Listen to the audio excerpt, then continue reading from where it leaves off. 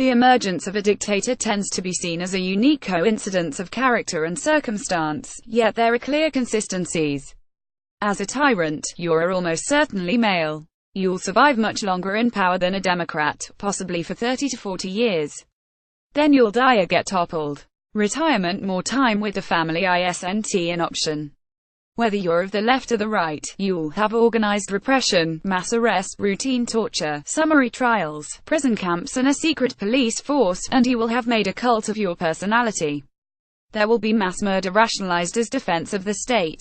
The victims will be described as disposable things. My latest novel, The Zoo, is set in the Union of Soviet Socialist Republics in 1953. It is a time of alternative facts. History gets rewritten daily. Truth is in perpetual flux. People dispensable as flies disappearing en masse. Some are disinvented entirely, erased from the records, purged from books, wiped from photos. There are two national newspapers, The Truth and The News.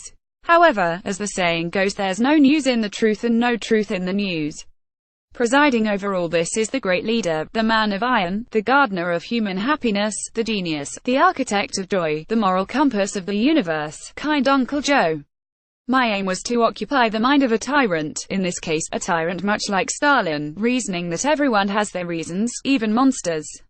This selection explores the mentality and behavior of the tyrant, the conditions that support him, his impact on the population, and the means to oppose him.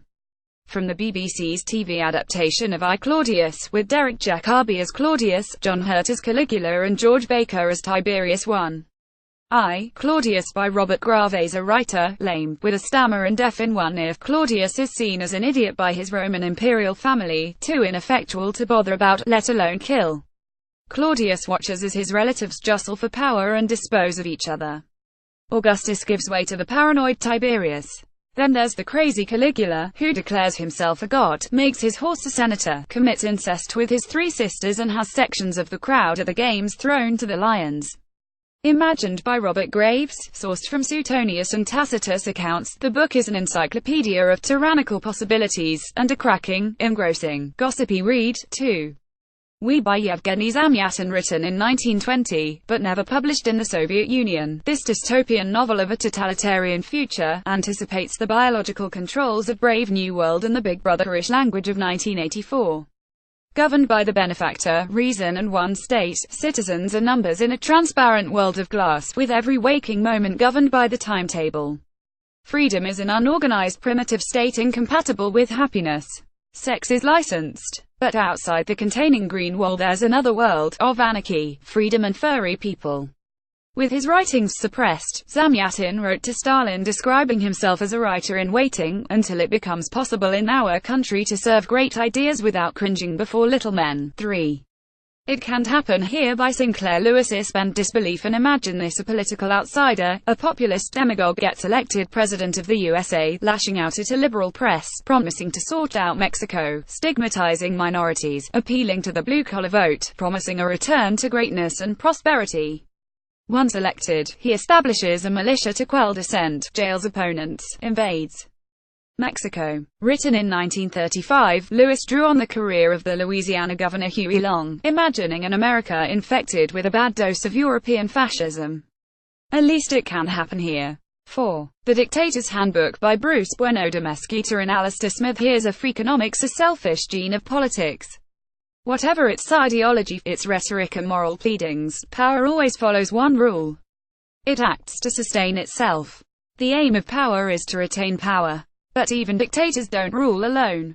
Every government requires a coalition of essential supporters who need rewarding or paying off. A lot follows from basic principles.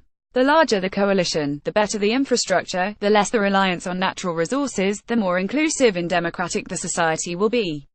Dictatorships are more stable because there are simply fewer vested interests to serve.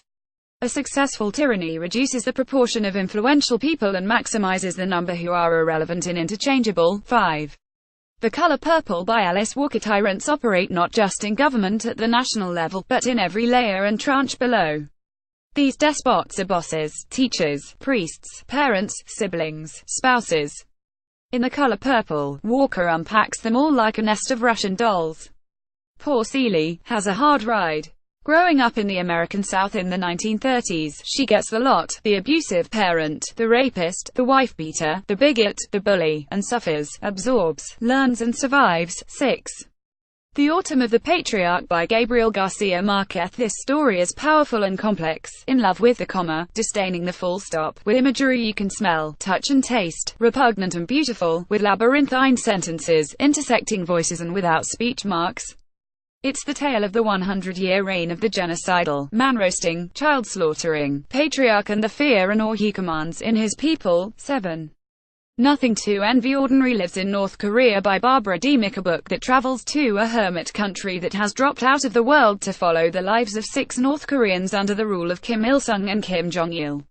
All eventually find their way to South Korea to tell their experiences of hideous brutalities, homeless orphans, labor camps, starvation, cradle-to-grave indoctrination, and the godlike status of the dear leader. But even defection doesn't bring peace. Having internalized tyranny, South Korea is unsettling.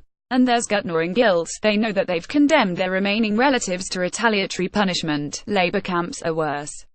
The fallen statue of Soviet leader Joseph Stalin in Budapest, in 1956. Photograph Arpad Hazafiap 8. Stalin, The Court of the Red Tsar by Simon Sebag Montefiore. This is a great book, among the classic biographies of the major 20th century tyrants. It's meticulously researched from primary sources, humanizing the circle that governed the Soviet Union. At the center is Stalin, this moralistic opportunist, dolt charmer, loyal backstabber, Mozart-loving, humane mass murderer, rapacious reader, sensitive poet, bestial man of culture, cinephile and lover of nature, who thought it best to starve millions of his people in Ukraine and Kazakhstan, institute a great terror, establish a massive network of labor camps, and who would proudly assert gaiety as the most outstanding feature of the Soviet Union. To complete the picture, add the terminal query: was he murdered? 9. The Authoritarian Personality by Theodore W. Adorno, Else Frenkel Brunswick, Daniel Levinson and Nevitt Sanford. Tyranny is coercive, but it also relies on the complicity and conformity of the public.